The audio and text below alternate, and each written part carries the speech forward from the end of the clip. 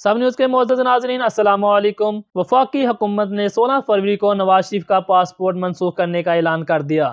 تفصیلات کے مطابق وفاقی وزیر داخلہ شیخ رشید احمد نے کہا ہے کہ 16 فروری کو مسلم لیگ نون کے قائد نواز شریف کا پاسپورٹ کینسل کر رہے ہیں۔ مینول ویزا سسٹم ختم کر دیا گیا ہے۔ اس کے لیے تمام ملکوں کے لیے آن لائن ویزے کا اجرا کیا جائے گا۔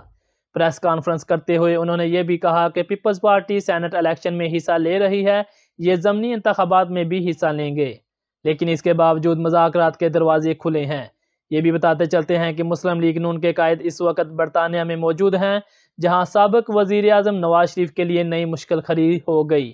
نیا پاسپورٹ نہ بننے کی صورت میں مسلم لیگ نون کے قائد کے لیے بے وطن ہونے کا خدشہ ظاہر کر دیا گیا۔ میڈیا رپورٹ کے مطابق پاکستانی نژاد برطانوی وکیل قمر بلال ہاشمی نے بتایا ہے کہ موجودہ پاسپورٹ کی میعاد ختم اور نیا جاری نہ ہونے کی صورت میں سابق وزیر اعظم نواز شریف ایک بے وطن شخص بن جائیں گے، اور ایسی صورت میں ان کے پاس مزید 2 آپشنز ہوں گے، جن میں سے ایک یہ کہ پاسپورٹ کی مدت ختم ہونے کے بعد مسلم لیگ نون کے قائد برطانیہ میں سیاسی پناہ کی درخواست دیں، لیکن اس کے لیے انہیں ایک طویل عمل سے گزرنا پڑے گا۔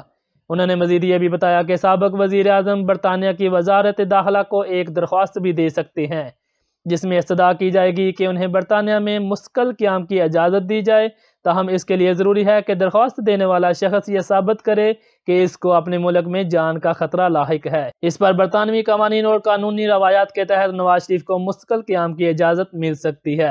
اب تک کے لیے اتنا ہی۔ مزید اپڈیٹس کے لیے دیکھتے رہیے گا سب نیوز۔ اپنے میزبان شہزاد احمد کو اجازت دیجیے گا۔ اللہ حافظ۔